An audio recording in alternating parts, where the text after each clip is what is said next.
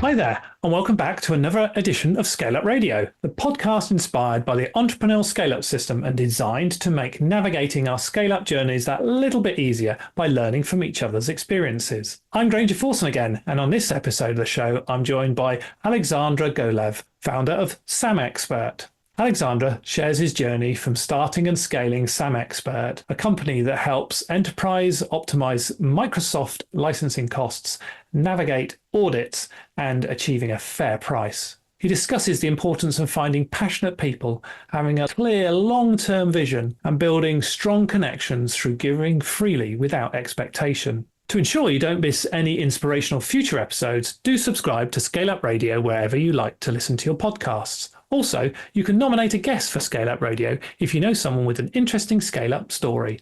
You can find out how in the show notes. So let's now dive into the inspiring journey of optimism, connection, and having a vision of giving with Alexandra Golev. Hello, Alexandra Golev. Welcome to Scale Up Radio. Please introduce yourself to our audience. Hello, Granger. As you just said, my name is Alexander Golev, and I'm a founder of a company called SAMexpert, which is headquartered in glorious Gloucestershire. Brilliant. Well, we like Gloucestershire. That's where I'm based as well. SAMexpert. Tell us more. What is it about? What do you do? The name was actually derived from the acronym of SAM, Software Asset Management, because I've been in the IT asset management and software asset management industry, and I'll explain what it is in a few seconds. But I've been in this industry for 20 plus years. And nowadays, because the interest to that particular niche is a little bit declining, I wouldn't say completely dying off. And we ourselves pivoted to a different direction, about which I will say again in a few seconds. We decided to keep the name because it just sounds cool. That what we do is effectively these days we are a cost avoidance, cost saving consultancy, laser focused on everything related to Microsoft, which is licenses, software, cloud services, audit, defense, commercial agreement discussions. What we strive to achieve is the fair price for our clients when they pay for those resources. And because it's an extremely complicated industry and it's not getting easier, we also solve what we call licensing puzzles, sometimes seemingly unsolvable, but we always find a solution and we always save our clients quite a bit of money. So that's what we do. Wow. So saving money through solving licensing puzzles. Fantastic. I love that.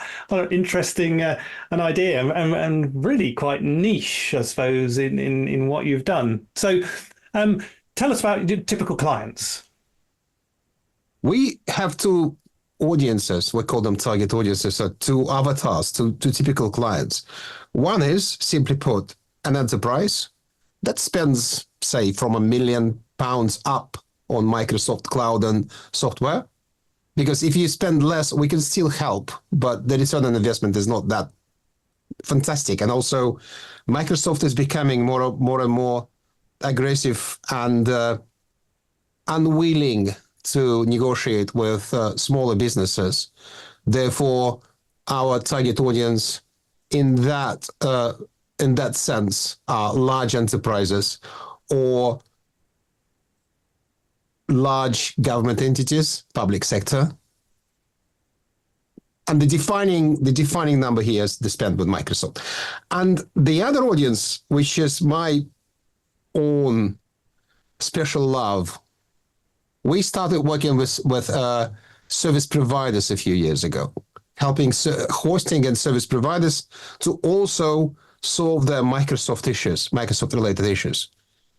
All of them, again, monetary, financial. How do we license this properly so our business is profitable or competitive compared to our, in the service provider industry, there's a lot of competition. And in that regard, the size of the service provider doesn't really matter because to the nature of the business, So we help also hosting providers. And last year, I would say roughly 50% of the turnover was done by helping service providers. And typically service providers of a specific size or nature? You know, the answer to your question, I would answer your question with a question. When you say size is relative. What do you mean by size? And let me answer let me answer myself the same question. If you talk about the number of people in the company, then for service providers, it doesn't matter. Yeah. We dealt with a London-based company, which is only 2 people, and a couple of people that provide basic level IT services inside the company. Some of the things are outsourced. So it's by all means a boutique business. But the amount of things they do, the IT budget is pretty substantial. So the defining factor here as well is the turnover of the company, how much they spend on Microsoft and other licenses. Sometimes we can talk about VMware, Red Hat, SUSE. Excuse me for dropping all these names in, but those who understand what I'm talking about, they will recognize these names. And if in the traditional enterprise space, the amount of money spent on Microsoft depends on the number of employees, the headcount. In the service provider space, it depends on how big your service is. Yeah. How quickly you grow, how many customers you serve. Yeah. So how would, why would a business, a service provider, so let's pick those first, why would they come looking for you? Why would they even, who is your client and why do they turn up knocking on the door? They come to us to save money. They come to us to reduce their costs, either ongoing costs by optimizing their spend, negotiating better discounts, or many clients still come to us triggered by an audit event. Software vendors, and not everybody knows, software vendors audit companies because licensing rules are so complex. It's very difficult to follow them, and companies make mistakes. It's even difficult for us sometimes to understand certain licensing scenarios. And even the knowledge inside the software vendors, don't overestimate the knowledge of Microsoft licensing inside Microsoft. And that all leads to errors. And what these companies do is one of their revenue streams, they audit their clients, they find non-compliance, and they either issue fines and penalties. Or they may say, it's okay, you don't have to pay us the penalty, but please commit to spending 2 or 3 times the same amount with us in the future, and we'll go away.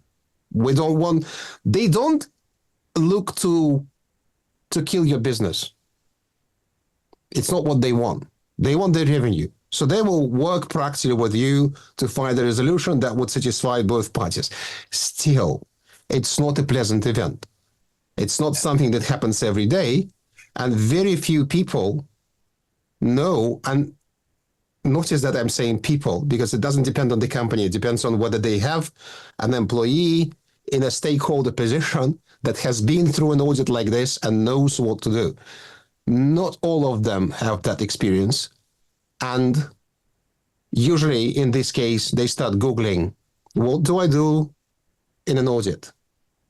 And they come to companies like ours, and they ask us that question. They tell us their story. We usually tell them, calm down. We know what we're doing. We've done this more than 100 times, and we drive them through that event. Yeah.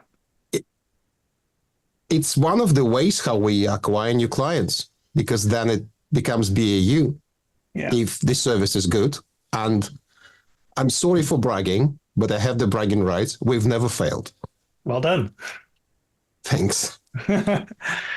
So What makes you different? I'm sure there are other companies like you in the marketplace that help organizations, larger businesses, and boutique service providers to fix these problems when Microsoft comes knocking on the door or they want to do cost savings. So what do you strive to be excellent at? What do you try to be unique?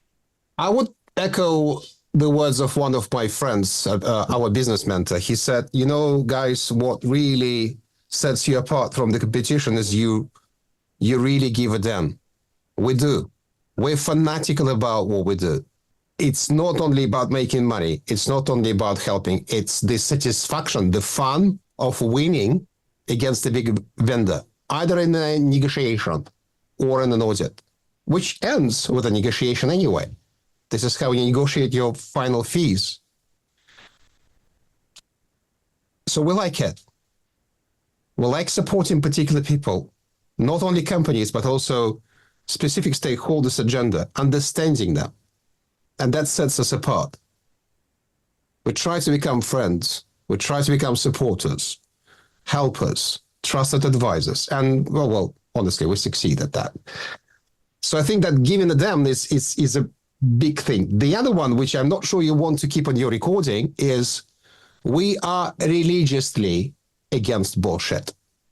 And our clients appreciate it. We don't like dancing around. We don't like hiding behind layers of understatements because we're dealing with real life problems. There's no time, there's no reason to be indirect in our business. And maybe that's the reason why we're actually more successful outside of the United Kingdom than inside in the United Kingdom, because I wasn't born in this country, as you may infer from my accent and from my name. And this directness appeals to clients in the Netherlands much more than locally placed businesses, which is still, we do have business in the UK. So, SAMexpert, you've talked about, you got that 20 years experience in the industry. When did you start SAMexpert, and what was the idea or the nucleus that sparked that creation of it? It's an old brand. I've had it through various companies and businesses. I just carried it with me. It's my own trademark. And I brought it to this new partnership as well as my contribution to the partnership, in addition to knowledge and experience and marketing skills. It started back in 2003. And funny enough, although we're playing against Microsoft these days, Microsoft brought me into this industry.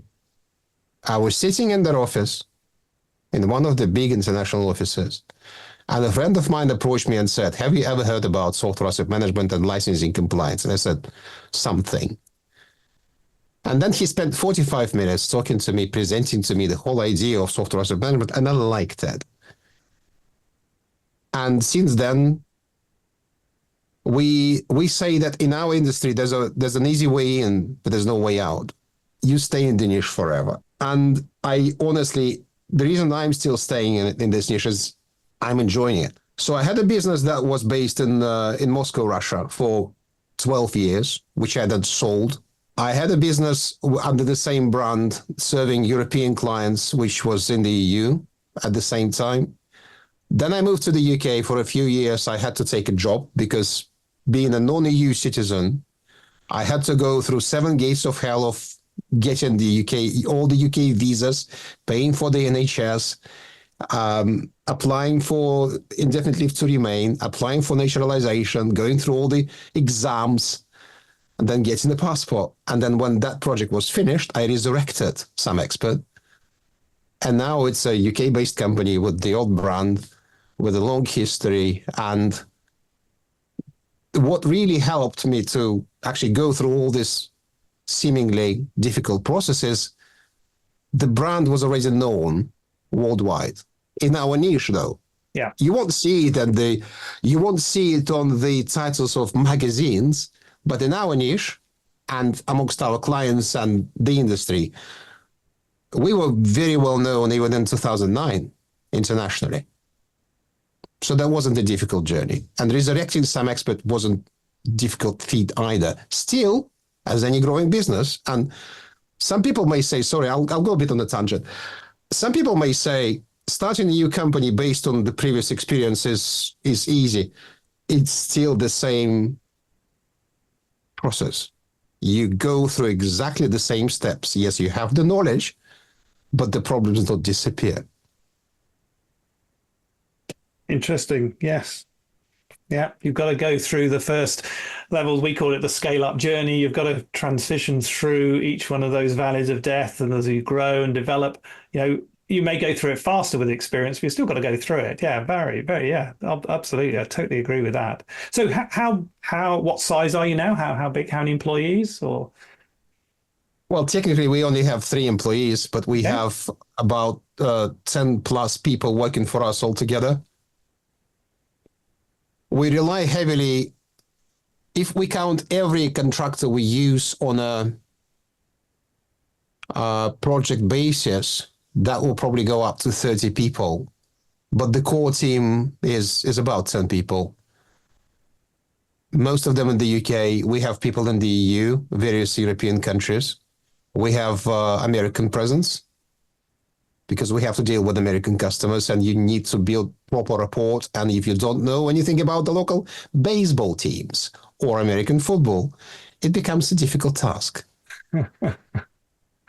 fascinating, yes, some insights into how to work with. Well, I suppose in every culture they have those unique elements that you've got to know the right Indeed. things. So in the UK, it's probably football, isn't it? UK is the UK culture, and I'll tell you as an outsider, the UK culture of building rapport revolves around a few things. One is the weather talk, small talk. It's not an easy thing for a foreigner to learn small talk. The other one is your social circles. This is my experience. If you're not connected in the proper circles, it's very difficult to build rapport and acquire new clients, even start a business. And the third one is, well, I said about social circles. I think being born and going through all the education stages helps you build that cultural connection. It's whom you know. It's very important. That's what I find the most important for somebody naturalized to grow and scale their business through the first steps. Then your brand grows, it gets easier, you get connections, people start working with you, you grow your network, it gets easier. But the first steps, I would recommend anybody who wants to start a business in the UK to read a book called Watching the English. Okay. It's a bit outdated. I wouldn't agree with everything that's written there, but it's a very good guide how to use the Brits. Interesting. I'm definitely going to dig that one out and have a look at that, even though I am a Brit. So you will enjoy it, I promise. Brilliant. No, thank you. I always like a good read and a good suggestion of what to read. Helps expand us. So take us through the business growth. Yeah, you started 2003. You've gone through the nationalisation of becoming British and getting a British passport. So you have your very strong cultural background yourself with being frank and driving forward success, which comes across brilliantly. So what's happened over the last last years, including pandemic. How's the growth gone? What's been successful? What hasn't? What have you learned on your journey of building your business? I would, if you don't mind me doing this, I would probably talk about the last leg of this journey since I started the business, which was 3.5 years ago only. It wasn't that long ago. And the beginning was difficult. I really didn't know where to start. The idea from the very beginning was to fully skip the stage in which you can get stuck forever. And now I do coach some people I know when they want to start their own business, how to jump over the stage of contracting. Because I've seen examples of people being in that contracting state for 20 plus years, dreaming of one day becoming a business. Because contracting, from the legal standpoint, de jure, it's a business. De facto, it's a form of employment. It's freelancing, if you know what I mean. Yep. So it's not really a business as a business. And LinkedIn helped a lot in my journey. People say LinkedIn doesn't work, or people say LinkedIn works for business consultants, coaches, trainers, personal coaches. Yes, it does. But LinkedIn brought, because it was during the pandemic, as you mentioned, LinkedIn brought a lot of connections through just posting and engaging in conversations. And one of them is my current business partner with whom we do this business in SAMexpert. He's a co-founder, Daryl Ullman, who found me on LinkedIn. And he asked me quite a difficult question, just advice. And one thing I would say to every expert, never refuse free advice unless you really feel that they're taking advantage of you. You know, you have that gut feeling somebody's taking advantage of you, then say no. Because the lesson I learned recently in the last probably 5 years is when you give free advice, you build very strong connections. And this is how my business partner found me. And when I finally quit my job at the beginning of 2021, I already had somebody whom I could call and say, do you have any ideas? Where do we start? And he had a very similar experience before. He also built his company. He also sold his company in the same industry. So I guess one of the good things that happened to me was finding the right person with whom we build that connection, build trust, not even seeing each other. Pandemic, I remind you, not even seeing each other. And for 1.5 years, we already grew company to $500,000 turnover without even shaking hands. But if I remember your question correctly, what were the struggles? What were the steps? I think the hardest decision for us, which may not be for others, was to decide whether we want to build a lifestyle company or we want to sell the company at the end. Yeah. And we started that conversation a bit late in the game. You can always turn around. You can always change the direction. But I would advise that anybody who starts a business right now again to take the decision from the get-go. You can change it later, but at least take one direction. Yes. Don't try and spread.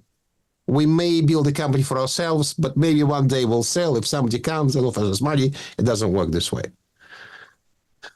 And the other difficulty we find is because we are a knowledge-centric business, we rely on people not only being knowledgeable, and we require encyclopedic knowledge. It's very difficult. There are very few people with that knowledge, but also fanatical. Because my motto as a business owner is to find people that are better than me.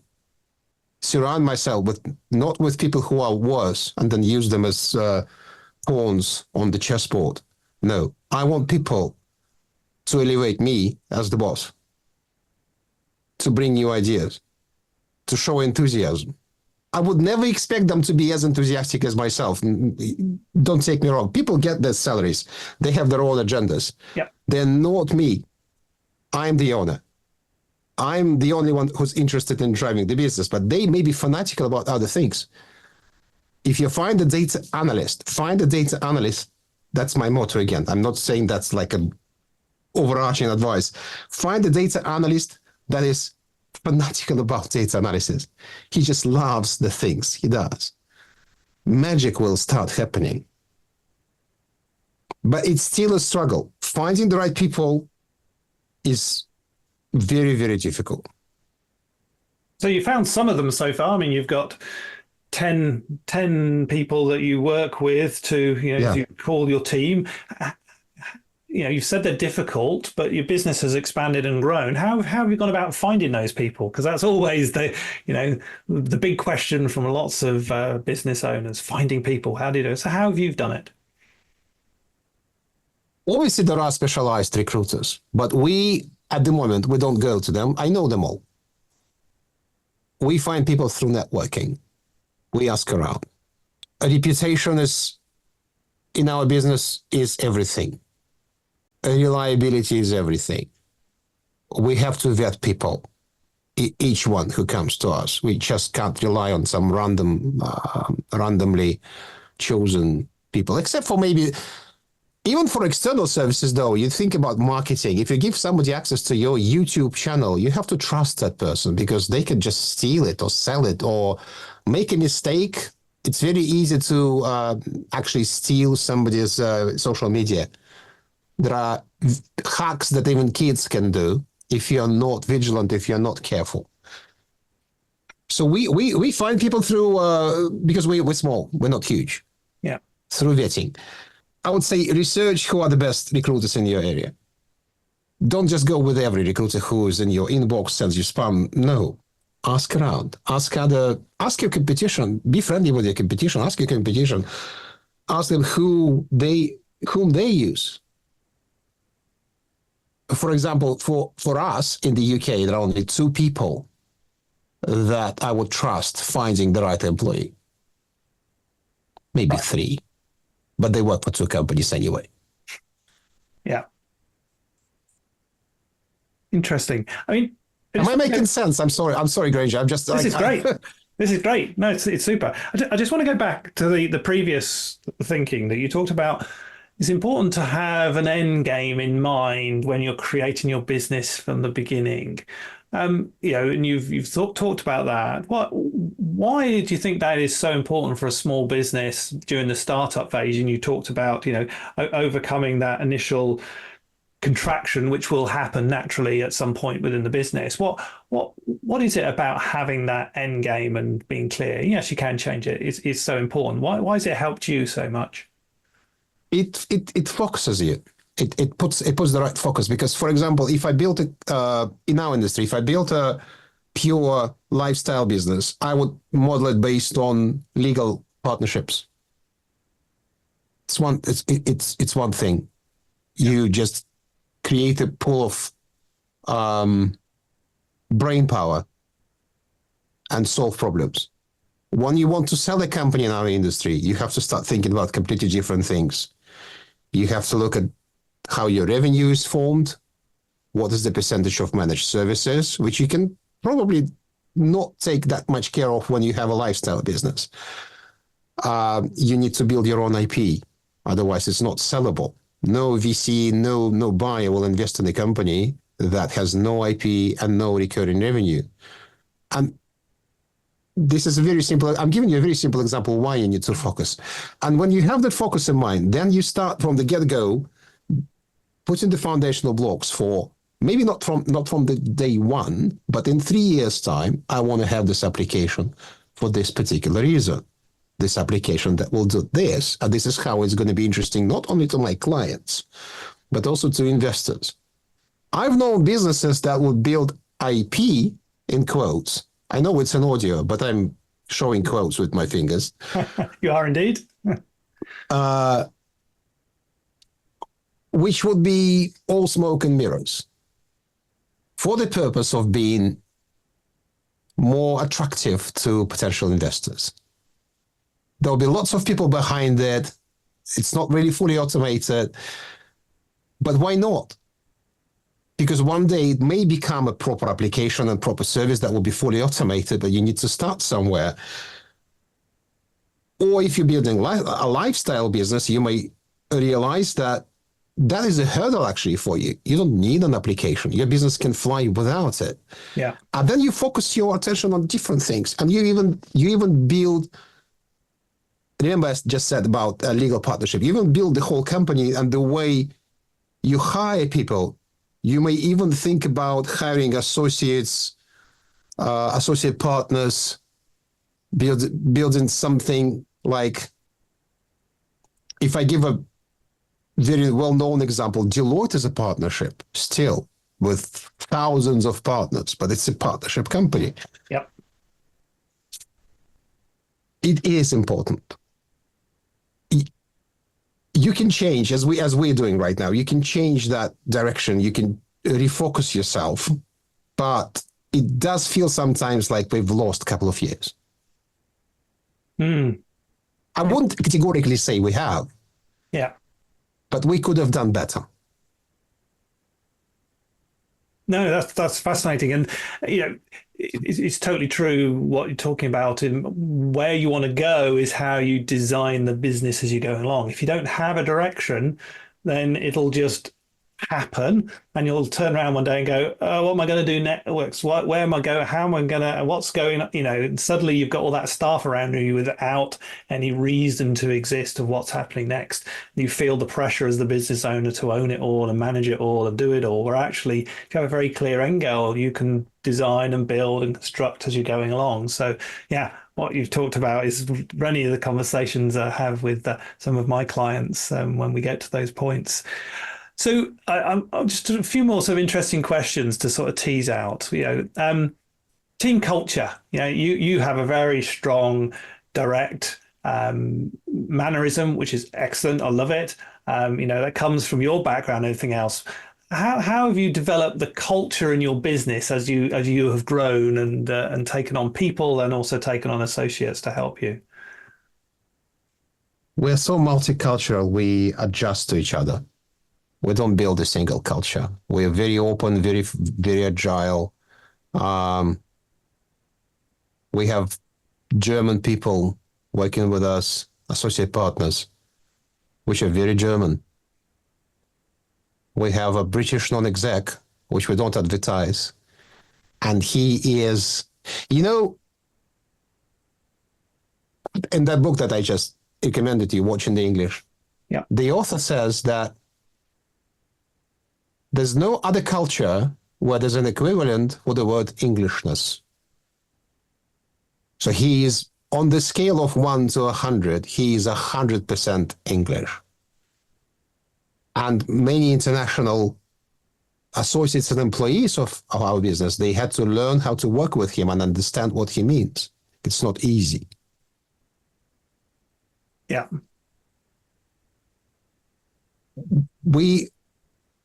I think our culture is based on mutual trust because we vet people, but then the reason why we also vet people, we find people through our connections, people whom we can trust from the get-go, people who are recommended by the people. Sorry, I'm repeating myself.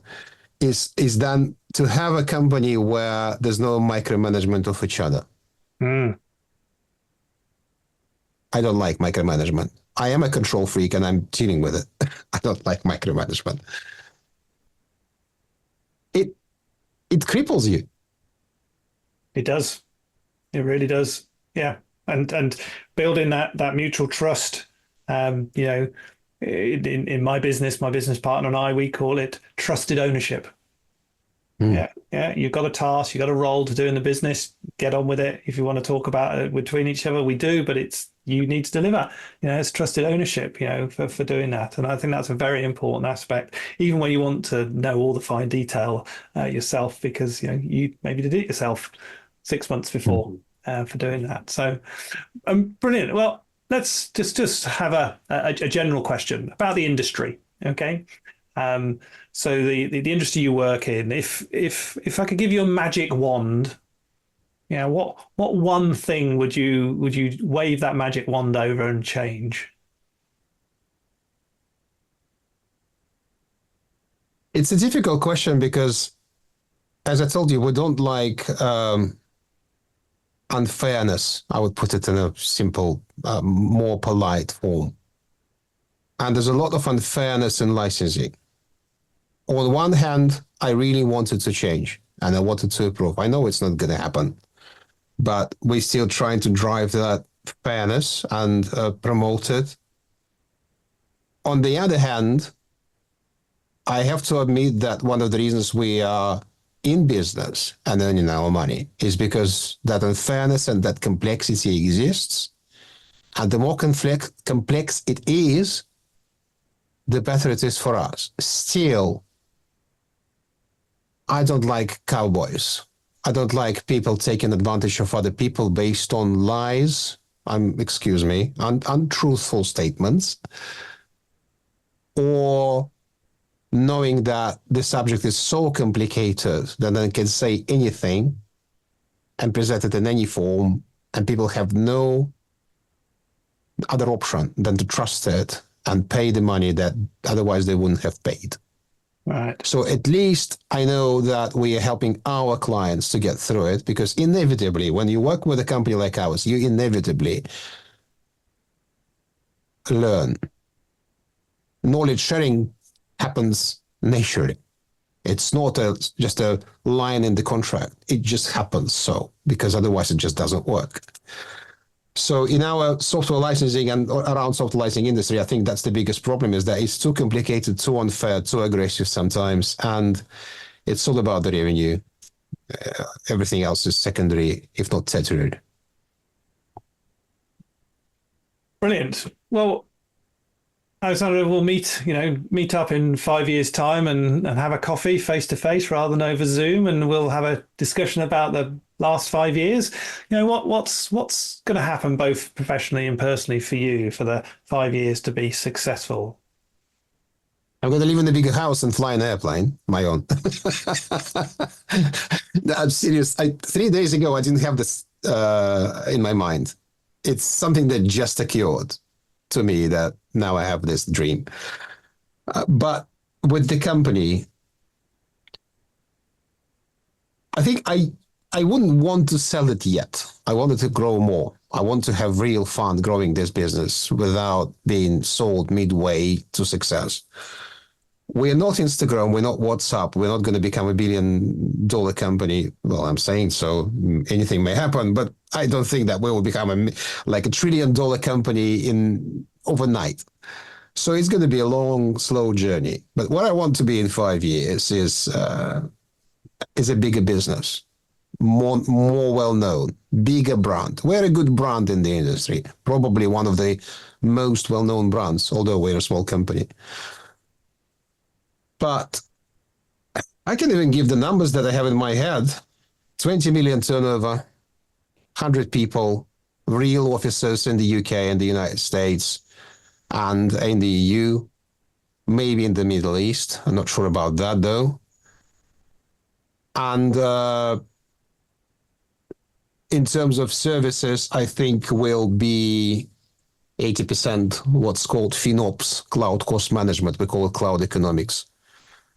There'll be less licensing, there'll be more cloud economics. It's already happening. It's not as fast and it's not as it may seem from the outside, but it is happening. Oh. So we have that vision. We have a vision where we want to be ourselves. We didn't have it talking about growth as well. Yeah. We only started having those conversations after about 2 years in business. Mm-hmm. Brilliant. Yeah, and sometimes it takes a while to find and to think, and you gave us that thoughts earlier on. But I mean, Alexander, thank you. I mean, it's been a fascinating conversation. Introduced a new concept to me, to SAM, software asset management. And you've made SAMexpert. You've carried that brand with you through multiple iterations and changes.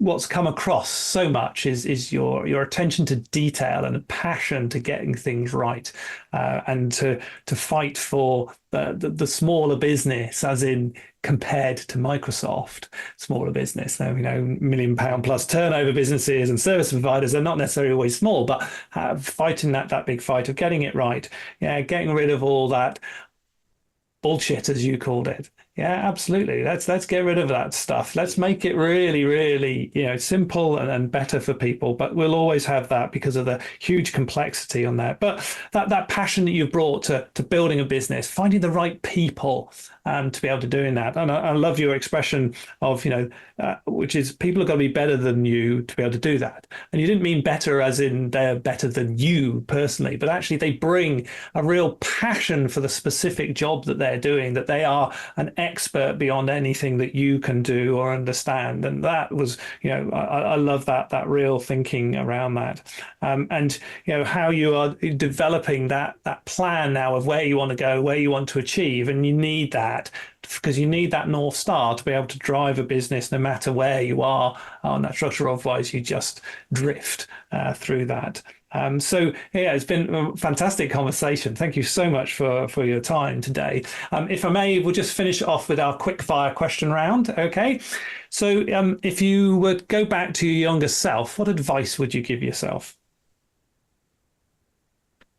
Don't change anything.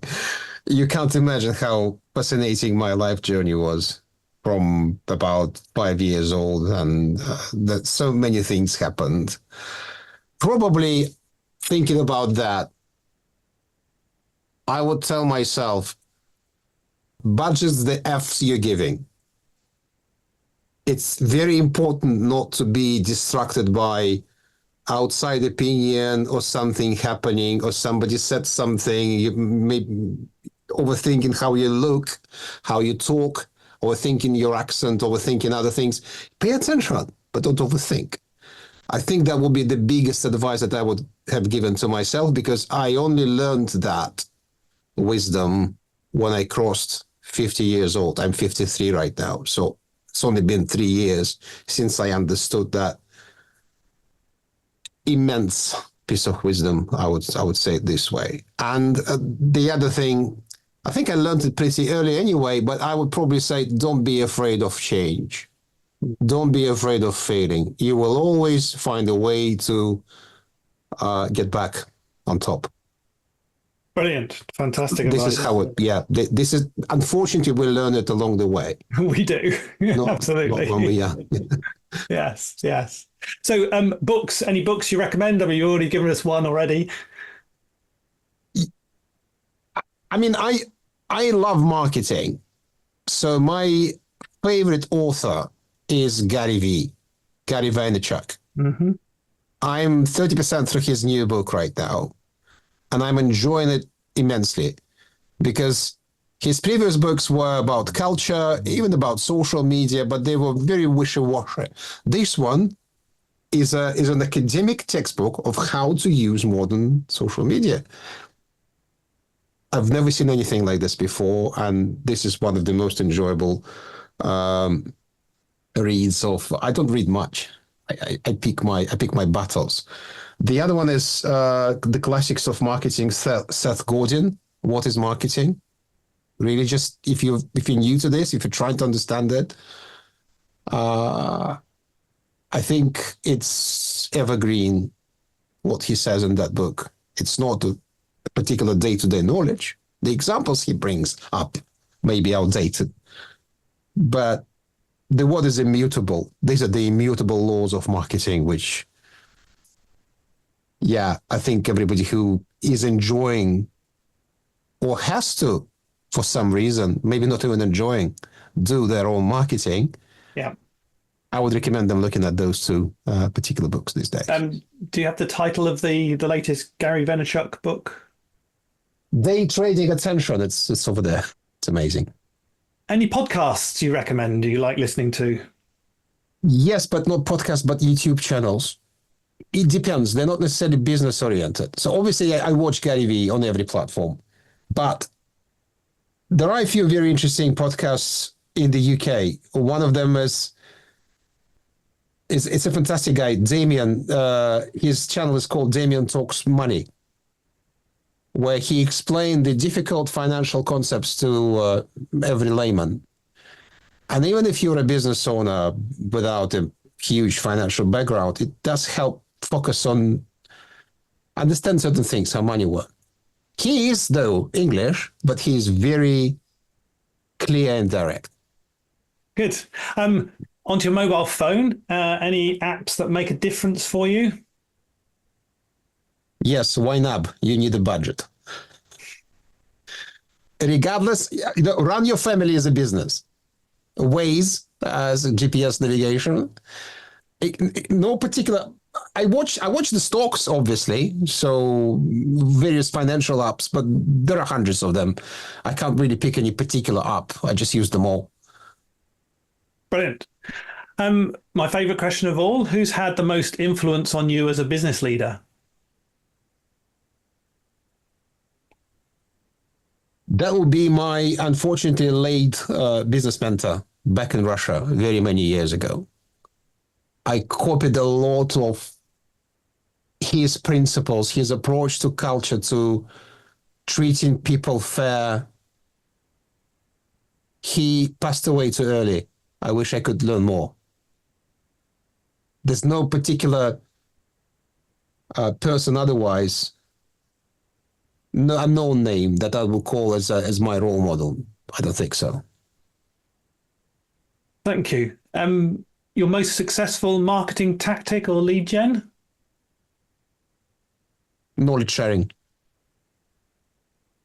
It doesn't work for everybody, but if you can truly give away without expectations, magic will start happening. And finally, how can people get hold of you?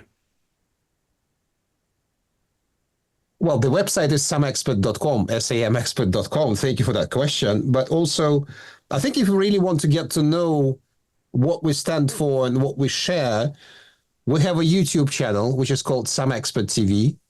It's on YouTube. We have a TikTok account. We have an Instagram account, but YouTube is the centerpiece. And you can email me using my, what's the one I'm looking for? The name that my friends call me by, Sasha. So it's SASHA at SAMexpert.com. I respond to almost everything that I get as a matter of principle. It's fun. Well, you replied to our invite, so I know that's very true. I'm grateful for this opportunity. It was interesting. It was compelling. There's a lot of spam that comes to my inbox and on LinkedIn and everywhere, and there are very few pearls. And that email was that kind of pearl to which I really wanted to respond. Well, Alexander, thank you so much for responding to that. It's been a fantastic conversation and some real insights for our audience to reflect on. So thank you for your time today. Thank you, Granger. Thank you for inviting me and for this opportunity to talk. And for all who are listening to this podcast, I wish you great success. And this day that you're listening to, a very great, productive, happy, successful day. Thanks a lot. I hope you enjoyed that discussion. And if you're building and scaling your own business, you might be interested in our book, The Entrepreneurial Scale-Up System. And it's exactly what it says on the tin. It's a practical handbook around scaling a business in a structured way. And you can order a copy at all your favourite online retailers, including an audio version. Or you can find it and other supporting resources at our website, www.esusgroup.co.uk. That's esusgroup.co.uk, which is spelt ESUSGROUP.co.uk. Thank you. This has been a Monkey Pants Productions podcast.